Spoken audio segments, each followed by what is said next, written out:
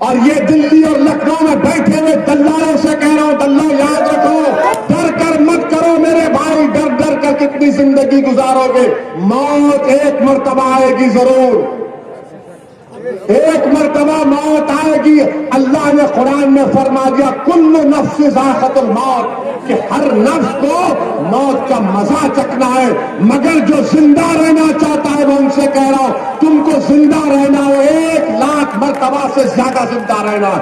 हमने पूछा पार्लियामेंट में, मैंने पूछा कि आजम खान के ऊपर मुकदमा कौन सा है, सीबीआई का या जो भी पुलिस ने मुकदमा किया, कि आजम खान जो मंत्री थे उन्होंने लोगों का तकर्रुर किया, नौकरी दी, उनको जेल में डाल दिया। एक मिनिस्टर है आजम खान थे, लोगों को नौकरी दी, उसके ऊपर केस बुक हो गया, तो क्या अखिलेश यादव कुछ नहीं किए? इतना बड़ा बड़ा रोड बनाए, हर काम बोलते मैंने किया, तो फिर आजम ने क्या किया था? आजम खान जेल में है और अखिलेश यादव बाहर कैसे, बताओ? तो मालूम हुआ कि सीबीआई, नरेंद्र मोदी की सीबीआई सिर्फ मुसलमानों के खिलाफ इस्तेमाल होती है, अखिलेश के खिलाफ नहीं इस्तेमाल होती। मैं जानता हूं कि मेरी इस जुमले के बाद, मेरे इस तकरीर के बाद समाजवादी के लोग बड़े तड़पेंगे, रात में नींद नहीं आएगी। जवाब दो मेरी इस बात का तुम लोग, आजम खान जेल में क्यों है बताओ?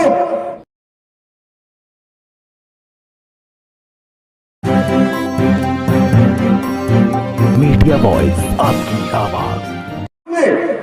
मुसलमानों ने अपने दिलों में इस बात को बिठा लिया कि चाहे कुछ भी हो जाए, हम मर जाए, कट जाए, बर्बाद हो जाए, ऐसे 100 अल्ताफ मर जाए, ऐसे 100 अफसर मर जाए, मगर सेकुलरिज्म को जिंदा रखना। कौन सा सेकुलरिज्म है बताओ आप? ये कौन सी सोच है आपकी कि मजलिस इलेक्शन लड़ती है तो कहा जाता है मजलिस के ताल्लुक से क्या वोट काटने आए? क्या पार्लियामेंट का इलेक्शन मजलिस लड़ी? अखिलेश और बहुजन समाज पार्टी ने अलायंस किया, 75% मुसलमानों ने उत्तर प्रदेश के वोट दिया, तब भी समाजवादी और बहुजन सिर्फ 15 लोकसभा की सीट पर कामयाबी हासिल कर सके। कांग्रेस के राहुल गांधी अमेठी से हार गए, क्या असदुद्दीन ओवैसी वहां पर गया? नहीं गया। तो फिर किस बुनियाद पर? और ये दिल्ली और लखनऊ में बैठे हुए दल्लालों से कह रहा हूं, दल्लो याद रखो, जो तुम बार बार मुस्लिम वोट कहां जाएगा, मुस्लिम वोट कहां जाएगा, तुम कभी ने प्रोग्राम किया कि हिंदू वोट क्यों जा रहा है बीजेपी को? तुमने कभी पूछा कि यादव क्यों डाल रहा है बीजेपी को? तुमने कभी कहा कि ठाकुर क्यों डाल रहा है, ब्राह्मण क्यों डाल रहा है, बनिया क्यों डाल रहा है, पासी क्यों डाल रहा है, वाल्मीकि क्यों डाल रहा है, जीवर क्यों डाल रहा है, जाट क्यों डाल रहा है? मगर इन तमाम को फिक्र है मुसलमान कहां जाएगा। क्या मुसलमान तुम्हारा कैदी है? क्या आप कैदी हैं इन लोगों के? क्या अल्लाह ने आपको सोचने का सलीका नहीं दिया? क्या आप अपना फैसला नहीं कर सकते? तो फिर करिए फैसला अपना, खुलकर करिए अपना फैसला, डर कर मत करो मेरे भाई, डर डर कर कितनी जिंदगी गुजारोगे, मौत एक मर्तबा आएगी जरूर, एक मर्तबा मौत आएगी। अल्लाह ने कुरान में फरमा दिया कुल्लु नफ्स ज़ाइक़तुल मौत, कि हर नफ्स को मौत का मजा चखना है, मगर जो जिंदा रहना चाहता है वो उनसे कह रहा हूं तुमको जिंदा रहना है, 1,00,000 मर्तबा से ज्यादा जिंदा रहना है। मौत आएगी जरूर, मगर क्या तुम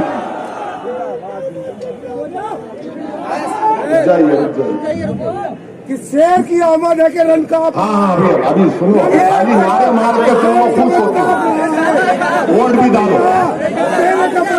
सुनिए, मैं आपसे अपील करने आया हूं कि मुत्तहदा अपने वोट का इस्तेमाल करिए।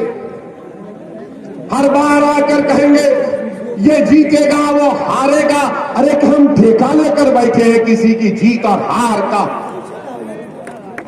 आपने नहीं देखा कि कैसे यहां पर हमारे बड़े भाई अतीक साहब की हमारी बहन उनकी बेगम जब वो अपने शौहर का खत पढ़कर सुना रही थी तो उनकी आवाज में जज्बाती हो गई हमारी बहन। अतीक अहमद जेल में है, आजम खान जेल में है। मैंने आज से 3 दिन पहले पार्लियामेंट की तकरीर उठाकर देख लो कि जब नरेंद्र मोदी की सरकार ने CBI, ED, central vigilance commissioner के डायरेक्टर्स की मियाद में इजाफा किया तो असदुद्दीन ओवैसी ने आप तमाम की तरफ से खड़े होकर पार्लियामेंट में इस बात का मुतालबा किया ये सीबीआई किस काम की है।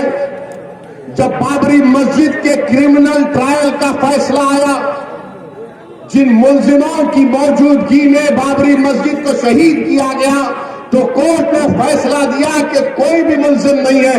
हमने पार्लियामेंट में पूछा कि बताओ क्या सीबीआई ने अपील क्यों नहीं की? किसने तोड़ा बाबरी मस्जिद को? क्या कोई समाजवादी का बोल सका? क्या कोई बीएसपी का बोल सका? क्या कोई कांग्रेस का बोल सका? मैं पूछा जाकर इन लोगों से कि बताओ तुमने बात क्यों नहीं उठाई? तो नजरें झुका लिए। मैं समझ गया क्योंकि मस्जिद मेरी शहीद हुई थी, इनकी नहीं हुई थी। मेरी मस्जिद को शहीद किया गया था, मगर मस्जिद तो शहीद करने वालों ने शहीद किया, मगर उन्होंने हिंदुस्तान की बुनियादों को कमजोर कर दिया। तुमने अपने जालिम हाथों से एक मुबारक जगह को उसको शहीद किया, मगर हिंदुस्तान को तुमने हिला दिया, रूल ऑफ लॉ को हिला दिया। सुप्रीम कोर्ट ने अंग्रेजी में कहा था अपने जजमेंट में, demolition of Babri Masjid is an egregious act of criminal act कहा था। आपको नहीं बोलते। हमने पूछा पार्लियामेंट में, मैंने पूछा कि आजम खान के ऊपर मुकदमा कौन सा है सीबीआई का या तो जो भी पुलिस ने मुकदमा किया कि आजम खान जो मंत्री थे उन्होंने लोगों का तकर्रुर किया, नौकरी दी, उनको जेल में डाल दिया। तो क्या अखिलेश यादव खामोश बैठे थे 5 साल, कुछ नहीं किया? एक मिनिस्टर है आजम खान थे, लोगों को नौकरी दी, उसके ऊपर केस बुक हो गया। तो क्या अखिलेश यादव कुछ नहीं किए? इतना बड़ा बड़ा रोड बनाए, हर काम बोलते मैंने किया। तो फिर आजम ने क्या किया था? आजम खान जेल में है और अखिलेश यादव बाहर कैसे? बताओ। तो मालूम हुआ कि सीबीआई, नरेंद्र मोदी की सीबीआई सिर्फ मुसलमानों के खिलाफ इस्तेमाल होती है, अखिलेश के खिलाफ नहीं इस्तेमाल होती। मैं जानता हूं कि मेरी इस जुमले के बाद, मेरे इस तकरीर के बाद समाजवादी के लोग बड़े तड़पेंगे, रात में नींद नहीं आएगी। जवाब दो मेरी इस बात का तुम लोग। आजम खान जेल में क्यों है बताओ? क्यों जेल में आजम खान? बकरी चोरी, भैंस चोरी। ये दिन आ गया हम लोगों को, जो लोग अपने घर में अगर कोई मेहमान आता तो बकरी का, भैंस को जुबा कर देते, उस पर इल्जाम। मेरे अजीज दोस्तों और बुजुर्गों, ये होती है ताकत आपकी कि पार्लियामेंट में सिर्फ 2 मजलिस के एमपी हैं, मैं और इम्तियाज जलील। मगर अल्लाह का करम है कि अल्लाह ने हमारी जबानों में तासीर दी, अल्लाह ने हमारे दिमाग को खुला रखा, अल्लाह ने हमको मरूब नहीं किया इन जालिम हुकूमतों से। हम बेखौफ होकर मसाइल का बयान करते हैं। यही काम आपको उत्तर प्रदेश में करना है। मुख्यमंत्री कौन बनेगा उसकी फिक्र नहीं है। मैं ये चाहता हूं कि मुसलमान का लीडर कौन बनेगा, हम बनाएंगे मुसलमानों का लीडर इंशाअल्लाह। जब हर समाज का लीडर है तो मुस्लिम समाज का लीडर क्यों नहीं होगा? हर समाज का नेता है, क्यों नहीं होगा? आसिम वक़ार ने कहा कि डिप्टी चीफ मिनिस्टर, बोलो अखिलेश तुम मुसलमान को डिप्टी चीफ मिनिस्टर बनाओगे? बनाओगे डिप्टी चीफ मिनिस्टर?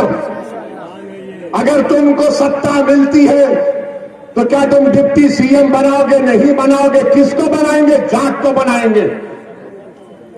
किसको बनाएंगे? जाट को बनाएंगे। ये तय हो गया।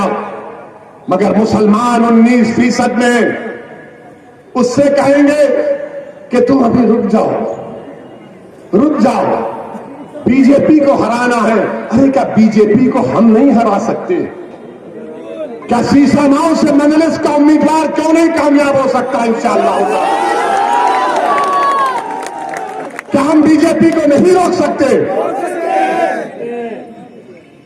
CAA का कानून अगर आज भारत में रुका हुआ है, अमित शाह और मोदी परेशान है CAA कानून पर, तो भारत के मुसलमानों के एहतजाज की वजह से डरे हुए हैं। ये इन सियासी पार्टियों ने क्या किया? समाजवादी ने, कांग्रेस ने, हमने अपना खून बहाया। अलीगढ़ मुस्लिम यूनिवर्सिटी में बच्चे का हाथ कट गया, जामे मिलिया में बच्चे की आंख चले गई, लाठियां बरसाना पड़ा, दिल्ली के फसादात में हमारे घरों को जला दिया गया, 19 मसाजिद को नुकसान या जला दिया गया। अरे तुम्हारा क्या नुकसान हुआ? हमने एहतजाज किया, जमहूरी तरीके से एहतजाज किया तो मोदी और अमित शाह डर गए। जब तुम डर को निकालोगे अपने दिलों से उत्तर प्रदेश के मुसलमानों, तुम्हारी क़यादत उसी दिन बन जाएगी। और ये नजर आ जाएगा जैसे जैसे इलेक्शन की तारीख करीब आएगी, इन तमाम लोगों को जमीनी हकीकत का पता चल जाएगा। मैं आपसे सिर्फ यही गुजारिश करने आया हूं और मैं अपनी हर तकरीर में इस बात को कहता हूं, दोहराता हूं कि उत्तर प्रदेश में मुस्लिम अक़लियत को अपनी एक सियासी लीडरशिप को बनाना है। मैं यहां पर उत्तर प्रदेश में अपनी मकबूलियत में इजाफा करने के लिए नहीं आया हूं, न जितने यहां पर मंच पर, डाइस पर, शहनशीन पर जो मजलिस के जिम्मेदार बैठे हैं, वो अपनी मकबूलियत के लिए या अपनी अना की तस्कीन के लिए आपके दरमियान में आकर तकारीर नहीं कर रहे। हमारा यहां पर आना, हमारा इस विधानसभा के चुनाव में इलेक्शन लड़ना, एक ही हमारा मकसद है कि उत्तर प्रदेश के मुसलमानों को उनका हिस्सा मिले। हमारी लड़ाई हिस्सेदारी की लड़ाई है और हमको अपना हिस्सा हासिल करना है। मजलिस इत्तेहादुल मुस्लिमीन यही चाहती है कि उत्तर प्रदेश में मुस्लिम अक़लियत की 19% आबादी है और इस 19% आबादी को ये जरूरी है कि वो अपनी लीडरशिप को बनाए। लड़ाई हिस्सेदारी की है, लड़ाई समझौते की नहीं है, लड़ाई अपने मफादात को बेचने की नहीं है, बल्कि अपने मफादात के तहफ़्फ़ुज़ की लड़ाई है। लड़ाई मुसलमानों के हक की लड़ाई है, लड़ाई मुस्लिम वोटों को बेचने की नहीं है। जो बरसों से मुस्लिम वोट को बेच रहे हैं, मैं उन दलालों से कह रहा हूं कि अब तुम मुस्लिम वोट को नहीं बेच सकोगे। हम अपने हक की लड़ाई लड़ रहे हैं, हिस्सेदारी की लड़ाई लड़ रहे हैं, हम अपनी लीडरशिप को बनाने की लड़ाई लड़ रहे हैं। मैं आज यहाँ पर सीसामाओं की विधानसभा के उन तमाम लोगों से अपील करने के लिए आया हूँ कि उत्तर प्रदेश की सियासत को आप मुझसे बेहतर जानते हैं। उत्तर प्रदेश की सियासत में हर समाज ने अपनी एक लीडरशिप को बना ली। अगर यादव समाज है तो यादव समाज समाजवादी पार्टी से पूरी तरीके से वाबस्ता हो चुका है। यादव समाज का उत्तर प्रदेश में 9% के करीब उनकी आबादी है। मुलायम सिंह यादव को मुख्यमंत्री बना दिया, फिर अखिलेश यादव को बना दिया। आप वहीं पर चले जाइए, बहुजन समाज जाटवाओं ने बहन मायावती को अपना नेता बनाया और उनको मुख्यमंत्री बनाया। ये बात बिल्कुल सच है कि जब कभी भी समाजवादी पार्टी की सरकार बनती है, उत्तर प्रदेश के हर थाने में कम से कम 2 ऑफिसर्स यादव समाज के तकर्रुर हो जाते हैं। ये बात बिल्कुल सही है कि जब कभी भी समाजवादी पार्टी की सरकार बनती थी तो ठेकेदार में अगर सबसे बड़ा काम किसी को मिलता तो यादव बरादरी के लोगों को मिलता। ये बात बिल्कुल सच है कि आज बीजेपी की सरकार उत्तर प्रदेश में, मगर आज उत्तर प्रदेश के अगर आप पुलिस स्टेशन और थानों में जाएंगे तो कम से कम 2-2 ठाकुर ऑफिसर आपको मिल जाएंगे।